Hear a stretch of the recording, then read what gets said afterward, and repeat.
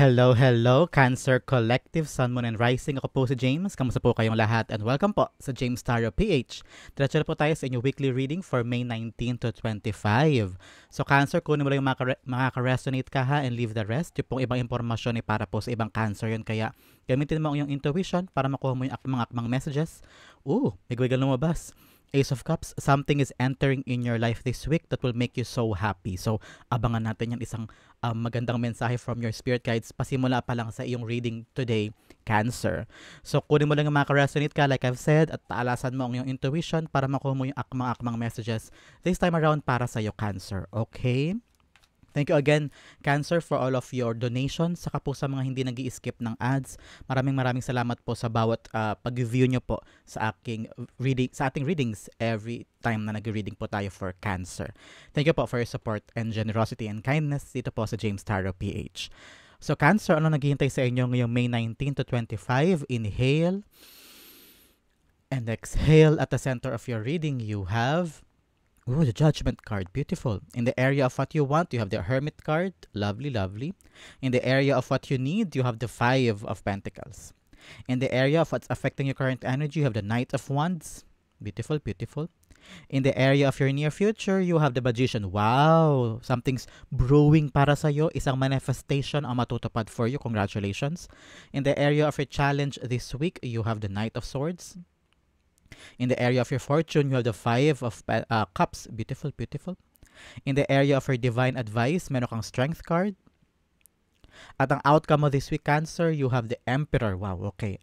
Kayang-kaya mo gawin ang lahat this time around. You have the power, you have the bravery and the courage. Kaya pag-usapan natin yan later. But first, at the bottom of your deck, you have the Four of Cups. Okay. So nakikita ko to 4 and 5. Pareho nandito sa iyong reading, telling you it's all about your emotions this time around. Parang meron ka kasing bagay na minimithi ngayong linggong ito na parang gusto mo matupad, gusto mo makuha, pero parang ang ilap-ilap. O kaya you're waiting for the right time, you're waiting for the right moment na parang ano ba, ang tagal dumating, hindi ito yung inaasam-asam ko. Kasi parang tinan mo dito, malungkot ka na dun sa tatlo na meron sa buhay mo this time around. Parang 3 times ka na nag-try for something o meron kang endeavor, Cancer, na ginawa in the past na ang tagal mong ginawa, paulit-ulit, nag-fail ka, bumangon ka ulit, try mo ulit. And then you're thinking, ano ba yung for me? Kasi I've been doing a lot this past few months, this past few years, na parang ano ba yung para sa akin? At ito bang tinutumbok mo, ito bang hinahangad mo, ay para sa akin pa ba ito? I'm hearing meron ng duda, meron na parang nag-iisip ka na akin pa ba to? Kasi bakit ang tagal-tagal ko na naghahangad, ang tagal-tagal kong inaasikaso, bakit hindi pa rin nakukuha? So, your element this time around in your background is that yung parang mithiin mo, yung this time around sana man God, ibigay mo na sa akin, ganyan. So, ngayon yung parang isip mo at puso mo ay nandoon sa hope and also may parting despair and may parting sadness sa parang kailan ko ba makukuha yung para sa akin? Akin pa ba yun? O kaya, ano dapat kong gawin para makuha ko yung para sa akin? Also, Four of Cups is a card of parang this time around, okay, siguro mag-enjoy muna ako sa meron ako. Gagamitin ko muna yung meron ako ngayon bago ako maghangad ng bigger things. And parang meron trust in your heart that God will give you at the right time, Cancer. Especially now, God loves people who are very grateful, very thankful, very appreciative. Halimbawa, gusto mo ng motor. Pero ngayon, wala ka pang-ipon, 'di ba? Pero ang binibigay sa iyo ni God, meron kang pang-ipon para next month, may pambili ka ng ganyan, may pambili ka ng ganito. Siguro ngayon pinakamalaking goal mo hindi mo pa nakukuha, pero yung paunti-unti na blessing, isa yun sa mga proof that God is there for you and bringing you lots of blessings. Hindi pa nga lang yung pinaka-ultimate goal mo, pero meron, 'di ba, Cancer? So ngayon, habang hinihintay mo yung bigger goals or bigger things na missing pa sa life mo ngayon, make sure that you are appreciative of what you have. Okay, Cancer? So start na tayo sa yung reading. Unang-una, marami kang major arcana. You have the Judgment here, you have the Magician, you have the Strength, you have the Hermit, and you have the Emperor. Ito yung mga cards na major arcana telling you na malaking impluensya ito sa buhay mo this week na kailangan mong i-take advantage, okay? Ano ito yung malaking epekto sa buhay mo this time around. So simulan natin. At the center, you have the Judgment card. Judgment card is a call for action. Call for action kasi parang tinan mo sila. Yung dati nilang bumangon sila sa box na to, di ba? Pero yung box na yun ay representation of their old life. Yung mga dati nilang ginagawa, na-realize nila, hindi pala yun yung gusto nila. Like here, with the Three of Cups, Four of Cups here, yung tatlong parte ng buhay niyang ito, hindi na siya masaya eh. Ayaw na niya nun. Parang, hindi ito yung for me. Kaya you're fighting and finding that fourth cup sa buhay mo. Ano yung fourth cup na hinahanap mo ngayon, Cancer? At ganun din, with the Judgment card, parang nagising ka na sa katotohanan na parang, hindi ito yung gusto ko. Kailangan ko pa ng iba or I want to level up. Pwedeng trabaho ito o ngayon parang kung dati kontento ka na sa pagiging teacher halimbawa sa private school, parang okay na ako dito, siksika na sila sa public, ang hirap makakuha ng slots for public school teacher, ganyan. Pero ngayon parang nagising ka na parang hindi, kailangan ko talagang habulin yung for me. Ngayon parang mag-try ka ulit mag-inquire for slots for a certain public school, baka pwede ka na doon, baka may mag-endorso na sa'yo from DepEd, di ko alam kung ano yung mga terms, pero ganon, baka pwede may maglakad na sa'yo from superintendent, ganyan. So ngayon, itatry mo ulit yung parang bago o leveling up or changing up for something sa buhay mo. And I'm hearing na ngayon naghihingi ka ng sign. Archangel Gabriel is here telling you na yes, there is a sign for you. Cancer, telling you kung ano yung dapat mong gawin saka pumunta. Isa sa mga signs, angel numbers. Pag nalagay ka nakikita ng 111, 222, 444, 333, ganyan. So, yan yung mga signs na kailangan mong hanapin sa Google. Hanapin mo yung meaning ng mga signs na yan. Pero yung 1212 o kaya 2929, yung mga numbers sa paulit-ulit or 1111, ganyan.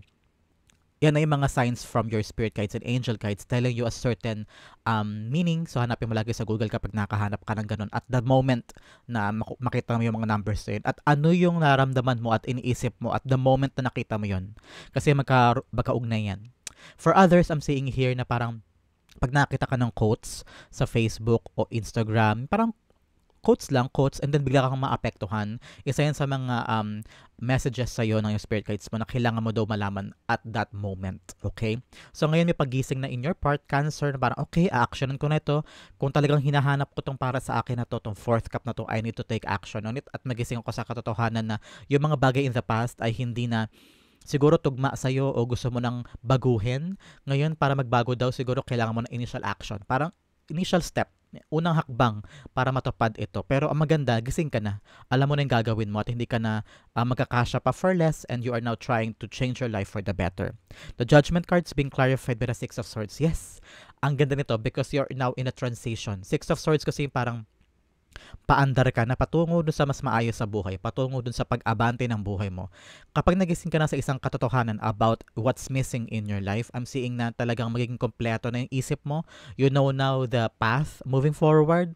May isip mo na, okay, nagsasayang ko ng oras dito sa isang bagay na ito. Why not try ko nang hanapin yung for me? Yun yung pagising mo, yun yung judgment mo. And then, kapag chinase mo na yung bagay na gusto mo, yung bagay na talagang matagal mong mithiin, yung totoo mong mithiin, saka ka dadali ng buhay sa mas maayos sa buhay. You are now entering a new life, Cancer. Kaya kung ano yung tawag ang damdamin mo na kailangan mo action this week, gawin mo because nasa right path ka daw. You're on the right direction and this will lead you to a better life, okay? In the area of what you want, you have the Hermit card here.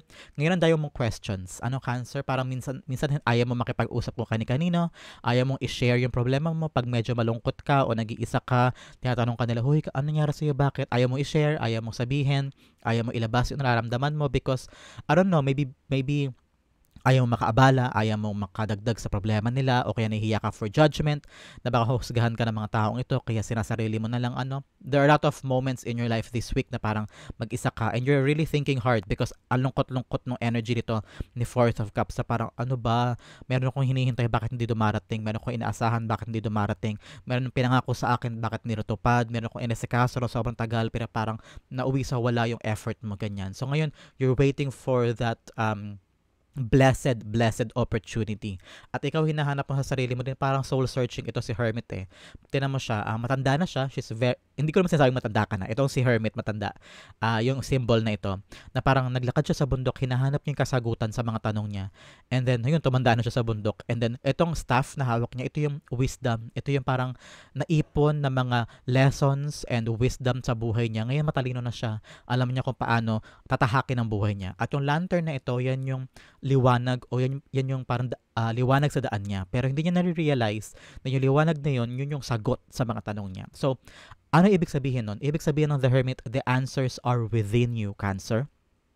Ikaw lang din ang makakaalam kung ano yung mga bagay na gusto mo, ano yung mga bagay na dapat mong tahakin. This time around, I know you're isolating yourself, mag-isa ka, hindi mo sinishare sa iba yung problema mo.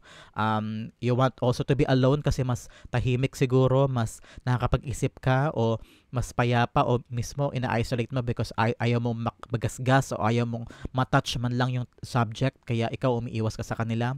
Pero ngayon nakikita ko na you are trying to learn and understand things sa buhay mo because now ang daming nangyayari nagising ka sa katotohanan about someone or about something, ngayon gusto mong aksyonan kasi parang yun pala yung missing sa life mo na kaya pala hindi ko pa makuha-kuha because mali yung mga bagay na ginagawa mo before. Ngayon nagising ka na sa katotohanan and you're now trying to move on and face the music and find your peace, find the answers, and find the right things for you.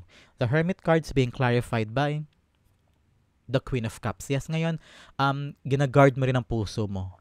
Ngayon parang iniisip mo, sobrang sugatan ka na siguro, o sobrang disappointed, sobrang painful ang pinagdaanan mo, and you're just thinking, saan ko dapat ilaan ang puso ko na yung may balik. Alam mo yun, yung parang may patutunguhan, may effort, may saysay, ganyan. Kasi nakita ko parang ikaw yung uri ng tao na binibigay mo yung puso mo. You're giving it your all. Ang hirap nito kasi on the receiving end sa ibang tao o sa isang endeavor, hindi ka sure kung babalik din ba yung effort o pagmamahal na nilaan mo, di ba? Kaya ngayon nag-iisip ka, ano ba yung meaning of mga pinaghihirapan ko? Para saan pa ba to? Habol ako ng habol sa isang bagay, pero bakit parang laging mailap? Ano? So ngayon, hinahanap mo pa rin yung para sa'yo. Hinahanap mo pa rin yung magpapakompleto sa puso mo. Pero now, I'm seeing you talagang malinaw sa isip mo, kailangan masaya muna ako o kontento ako o maligaya ako bago ko ituloy ang isang endeavor because parang na-realize mo din na kung wala ang puso mo doon, parang ayaw mo nilang gawin. Ayaw mo magsayang ng oras, atensyon at pagmamahal sa isang tao o bagay o sitwasyon na wala doon yung bukal mong atensyon at pagmamahal. Ano? So, in the area of what you need daw, kailangan mo, you have the Five of Pentacles. Five of Pentacles, sinasabi dito, wag mo daw bigyan ng buhay o hininga yung mga negative traits mo o mga negatibo nangyayari sa buhay mo, Cancer. Siya, tinan mo parang solong-solo siya dito, hirap na siya, nag-struggle siya, siguro wala kang pera ngayon, panggastos, pambayad, o kaya iniwan ka ng partner mo because may nangyari sa inyo, and now you're finding ways kung paano kumita, finding ways kung paano na ang buhay ng pagbabago sa life niyo. For sure, kung halimbawa umalis yung partner mo, kayo na lang, so paano bubuhayin yung pamilya, and also explaining the new dynamic sa family life. Kaya ngayon parang feeling mo you're so alone, walang tumutulong sa'yo, talagang sobrang struggle. Pero sabi nga, in the area of what you need, palakasin mo ang yung strengths, Cancer. Ano ba yung strength ng Cancer this time around? Magaling ka bang magluto? Magaling ka bang pwede maglaba? Pwede mong gamitin yun as pagkakakitaan kung kaya mong pwede maglaba sa inyo. O kaya magaling kang mag-sales talk, yung talagang madaldal ka, magaling kang mag-encourage ng mga friends mo na ito na bilhin mo, pag ito bilhin mo, pag napunta kayo sa mall o sa palengke, na-encourage mo yung mga friends mo na ito ang bilhin, to bilhin. Pwede mo magamit yun as skills. Pwede kang ukay-ukay o magbenta online. Magamit mo yung persuasive power mo na makahikayat ng mga customers na bumili sa mga products mo, ganyan. So, in short, si Five of Pentacles is focusing on your strengths, on your advantages, at huwag mong bigyang buhay yung mga negative at saka weaknesses mo. Okay, Cancer? Ito yung panahon para iangat mo mismo yung sarili mo at maghanap ka ng mga diskarte para magamit mo yung mga natural strengths mo in your advantage. Okay? The Five of Pentacles being clarified by the Three of Pentacles. Sinasabi dito na parang kung ikaw man daw ay nahihirapan ngayon, kailangan mo daw talagang lumapit sa ibang tao, sa isang grupo. I'm seeing family or workmates or friends na maaaring makatulong sa iyo at magbigay sa iyo ng additional information o payo o tulong, financial din, para makapagsimula ka ulit. Tingnan mo dito, napaka-contrast ng what you want and what you need. So what you want, gusto mo muna mag-solo, gusto mo muna mag-isip. Parang ayaw mo i-share sa iba yung problema mo, o ayaw mong ilabas sa sarili mo yung mga solusyon because parang ikaw muna ang nag-iisip mag-isa, pero sa what you need daw, ito kailangan mo makipag-cooperate ka with other people, Cancer. Very contrasting. Ngayon sabi niya, makipag-cooperate ka sa ibang tao, wag mo solohin, wag lang ikaw. Pag cooperate ka with other people, pwedeng group, pwedeng sa family mo to, o sa workmates mo, o sa friends mo. Pag na-share mo sa kanila yung kinakaharap mo ngayon, o yung mga bagay na missing in your life, maaari merong isa dyan makatulong sa'yo na parang, uy, talaga, naghahanap ka ng ganito? Magkakailala akong ganito ang ganyan. Pwede ka ilapit doon. So, sinasabi ng spirit guides mo, friends, family members, the people in your circle will give you the assistance. And the susi, sila yung susi para mas umangat ang life mo. Kaya, wag mo solohin, wag kang pa-victim this time, Cancer. Wag kang magpakalugmok, wag mong isarilinin ang mga problema. I-share mo yan sa mga taong pinagkakatiwalaan mo at maaring sila ang makatulong sa'yo this time around, okay? In the area of what's affecting your current energy, you have the Knight of Wands. Ito, meron dumating sa yung balita eh. May dumating sa yung pangyayari this week. Kaya parang nagising ka na sa katotohanan na, okay, ayoko nang gawin yung nangyari in the past. Ayoko nang mabuhay sa gantong sitwasyon. Aalis na ako, mag-move on na ako, at gagawin ko rin yung bagay for myself. Ito yung para sa what's missing in your life. I'm seeing here na it's either na-realize mo na mali yung sistema, na-realize mo na mali yung kinakasama mo, o mali yung mga feed sa yung information before. Kaya ngayon parang nagising ka na sa katotohanan na, ayoko na yan. Hindi na ako mag-give in sa mga bagay na yun. Hindi ko na i-entertain yung mga taong ito o sitwasyon na ito. For me, ngayon kailangan ko ng umaksyon sa sarili ko at pumunta sa mga bagay na gusto kong puntahan. Ang maganda kay Knight of Wands, hindi ka papapigil, hindi ka papadikta. Kasi ko yung uri ng tao na kung ano yung nilalaman ng puso mo at isip mo, yan ang gagawin mo. Very intuitive ka rin, Cancer. You know what to do. At alam mo sa puso mo na kapag ito yung dapat gawin, ito yung dapat gawin. Very protective ka rin sa mga mahal mo sa buhay at sa sarili mo din. And you know when and where and how to do things. Kaya ngayon, kung ano man yung nararamdaman mo na parang, okay, ito yung gusto kong gawin, ito yung pagising sa puso mo na ito yung dapat mo action, gawin mo. Because Knight of Wands is telling here, there's good news coming out of that. Okay? The Knight of Wands being clarified by the Eight of Pentacles. Yes, ngayon, i-work on mo yan. Yung mga bagay na gusto mong gawin this time around. Medyo mahirap kasi parang nagsisimula ka ulit o tumutulahi ka from a transition, pero ngayon parang pagkatiwalaan mo daw yung sarili mo na kung ano man ang balak mong simulan, iyan talaga ang mga pagbabagong kailangan sa buhay mo. Don't lose the dedication and motivation sa puso mo. Huwag kang panghinaan ng loob. Halimbawa, kapag may pumupuna o may nag-criticize sa ginagawa mo, kung talaga naniniwala ka na yan ang dapat mong gawin this time around, ilaban mo yan. And continue working on it. Put all of your effort, time, energy, at isip din. If you need to research about something na endeavor na gusto mong simulan, mag-research ka muna. Pag-isipan kada step bago ka humakbang, okay? Kailangan kalkulado ang iyong mga plano at ang iyong mga action this time around, okay? Especially in your near future, you have the Magician card here. Kung ano man ang minanifest mo, kung ano man ang pinlano mo, matutupad siya. Because you have all the tools, you have everything that you need para magawa yung mga bagay na gusto mo magawa this time around. I'm seeing you being unstoppable. Walang makapipigil sa'yo. Especially now na talagang natauhan ka na sa isang bagay. Ngayon, parang alam mo na kung anong gagawin mo in the near future. You know what's best for you. Hindi ka mag-settle for less. Hindi ka na parang mag-compromise para lang mapasaya ang ibang tao. Ngayon, kung ano talagang kahilingan ng puso mo, yun ang gagawin mo. At yun ang pagtutuunan mo ng maraming oras at atensyon at pagod. Parang bagong ikaw na to eh. Parang bigla-bigla, kaya mo nang i-maneuver lahat. Nawala yung kaba, nawala yung duda sa sarili mo, saka sa skills mo at saka sa ginagawa mo. Nawala din yung confusion sa isip mo na ano ba to na gagawin ko. Ngayon, parang alam mo na yung gagawin mo, and you're trying to find the real path patungo sa fourth cup na hinahanap mo sa buhay mo this week. And you will gain that power of manifestation na whatever you set your mind to, talagang babalik siya sa reality. Okay? The Magician cards being clarified by the Seven of Pentacles. Yes, doors opening up for you. I'm seeing here na unti-unti, yung isang manifestation na matutupad sa'yo in the near future, yan na magbibigay sa'yo ng maraming pundasyon para lumabas yung mga bagay na gusto mo o anihin mo yung mga bagay na pinaghirapan mo.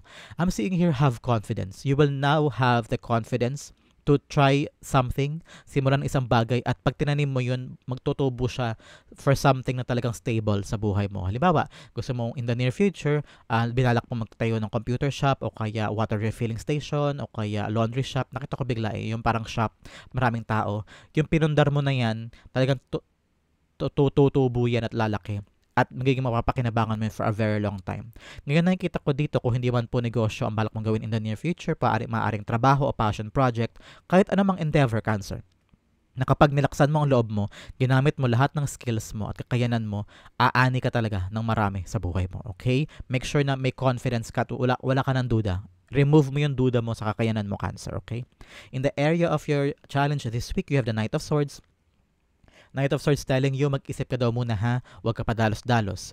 Yan ang challenge sa'yo, huwag kang impulsive sa iyong desisyon. Parang nagalit ka, nainis ka o nainip ka, bigla-bigla ka magde-decide, bigla-bigla ka maglalabas ng pera o bibili ka nito o mangangako ka bigla sa isang tao na hindi mo naman talaga minimin.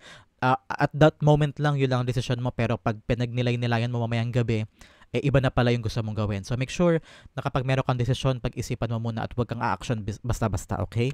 The Knight of Swords being clarified by the Nine of Cups. Wow! Kapag lumalabas po sa reading natin, alam nyo na, kung dati pa po kayo nanonood sa akin, kapag lumabas si Nine of Cups, this is a time for you to make a wish because Nine of Cups is a wish fulfillment card. So pumikit ka na ngayon, mag-meditate ka, i-wish mo yung gusto mong i-wish kahit gano'ng kahaba, kahit gano'ng karami. This is a moment for you to do that because Nine of Cups, like I've said, is a wish fulfillment card. Maririnig ka ng yung spirit guides, yung frequency and energy mo at mas ibibigay nila sa iyo na mas mabilis yung iyong prayers. So come on na, pwede mo rin i-pause ang video and i-wish mo na yan. So here, nakita ko dito, in order for you to get what you want, kailangan pagplanuhang mabuti. Huwag padalos-dalos. Yung fulfillment na mararamdaman mo ay mas maganda kung pinagpaplanuhan at paunti-unting ginagawa. Parang dito sinasabi mag-strategize ka daw in order for you to get yung mga bagay na gusto mong makamit sa buhay mo, okay? Huwag madalian. Dahan-dahan lang. You will arrive on your destination dahil sa'yo yan. Pero ngayon, para hindi ka ma-delay o hindi ka magkamali sa tatahakin mo, kailangan pag-isipan, okay? Dahil sayang ito mga bagay na minimithi mo because nandito na siya. Ang kailangan lang talaga ay matalinong pag-iisip from you, okay, Cancer? In the area of your fortune, you have the Five of Cups. Five of Cups telling you na ito na yung panahon para mag-move on ka na. Since sa area siya ng fortune, nakita ko na ma-realize mo to, na enough na of dealing from the past. Ngayon, handa mo nang tanggapin itong fourth cup na handog sa iyo ni God. Make sure lang na wala nang residue o wala nang tira mula dun sa mga moments, tao, sitwasyon na palaging nagre-replay sa isip mo from the past. Cancer, this is the right time for you to forgive yourself for what happened. Halimbawa, na-reject ka, o na-disappoint ka, o meron kang pangarap na hindi natupad, o mga tao sa past mo na paulit-ulit bumabalik sa life mo. Ngayon, pagkakataon na para talaga patawarin yung mga bagay na yung nangyari sa past and move on. There's a time for you to really face the future and see the possibilities of other things, okay? The Five of Cups being clarified by the Ten of Wands. Yes, ngayon, unti-unti nang gagaan yung mga daladalahin mo because naka-move on ka na. At naintindihan mo na yung past ay hindi na babalik at yung past ay tapos na. Ang kailangan mong intindihin ay ngayon. At kapag binitawan mo na yung mga dapat bitawan sa nakaraan mo, unti-unting gagaan ang mga pinaghihirapan mo. Ngayon, nakita ko na you're gonna try your best. Try your best to move on and move forward. Pero what I'm hearing, huwag mo daw madaliin ang sarili mo. Dahan-dahan lang. Hindi naman to pabilisan, hindi naman to race, hindi naman to takbuhan na kailangan move on ka kaagad. Pero ngayon nakita ko na you have the effort at sinisimula mo na nakalimutan. Totally you understand na future-oriented ka na dapat at yun ang magiging paraan para makalimutan mo na to at bumaba na yung mga baggage, yung mga bigat na dinadala mo. Okay, Cancer? In the area of your divine advice, you have the Strength card. Advice sa'yo ng spirit guides mo, katatagan. Sipagan mo pa. Magkaroon ka ng resilience, maging consistent ka sa ginagawa mo. Kung may pangarap ka, dapat araw-araw, hindi pumapalaya ang effort. Kung seryoso ka dapat. Seeing here na maging gentle ka doon sa sarili mo, huwag mong masyadong dibdibin yung mga bagay-bagay. Pag hindi umandar sa plano, okay lang yan.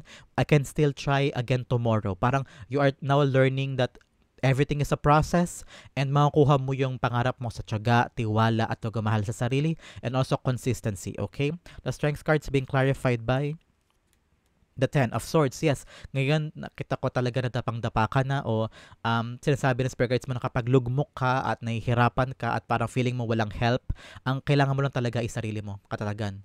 Sarili mong skills, sarili mong power, sarili mong bravery. Ikaw lang din daw makakaalis sa'yo sa kinalulugmukan mo. Kaya ngayon, kung kailangan mong maghanap ng mga solusyon with other people, lumapit ka na sa kanila. Humingi ka na ng tulong o humingi ka ng assistance o humingi ka ng payo. this will change your life for the better. Aangat ang mga problema at makakabangon ka na from the Ten of Swords. So sa hirap, you have two tens here, Ten of Wands and Ten of Swords, telling you that you're entering a new cycle of your life. Bagong chapter na ito, kaya yakapin ang mga dapat yakapin, okay? Ang yung outcome na napakaganda, pag-usapan natin later. But first, let's have additional messages from a divine.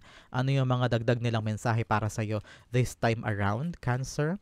You have 3, affairs with your family. So ano yung mga bagay na kailangan mong asikasuhin sa ugnayan mo o relasyon mo sa iyong pamilya? Meron ba kayong nakaaway dyan? O meron kayong di pagkakaunawaan? O kailangan mong i-attend yung mga needs na yan? Another message, you have fly, a period of ill health and depression. Siguro may mga talagang lugmok na lugmok ka with the Ten of Swords here. May mga pinoproblema ka talagang. Also with the Hermit here na parang sobrang lungkot, sobrang hirap, kasi ang dami-dami mong gustong gawin, dami-dami mong gustong makamit, pero parang ang hirap, ang labo-labo, pero huwag ka mag-alala because in the near future, andyan, lalabas na yung manifestation mo, yung pinagdasal mo, at magbibigay yan sa'yo ng bagong simula. Itatanim mo yan at yayabong yan for you, okay? Another message, you have, 2, pale, time to get out of a situation, o katulad niyan, with the 5 of Cups, tapos na yon. Ngayon daw pagkakataon na umalis ka na doon at mag-move forward ka na. Another message, you have jog, light-hearted, carefree time. So magiging masaya daw ang buhay mo moving forward, meron daw parang kaligayahan, katahimikan, kasaganaan, okay? Another message, we have shark, take care or there will be a loss of material wealth. So, alagaan mo daw yung kaperahan this time, Cancer. Huwag ka daw basta-basta gagastos o huwag ka basta magkitiwala sa ibang tao pagdating sa iyong pinansyal o iyong mga properties. Pag halimbawa may pinapahiram kang gamit, make sure na alam mo kung sino yung pinapahiram mo at binabantayan mo yung iyong mga kaperahan, material things. Okay? Another message, you have camel, persevere and you will overcome problems. So, magsipag ka lang daw. Like I said here with strength, persevere. Dire-diretso lang, be consistent.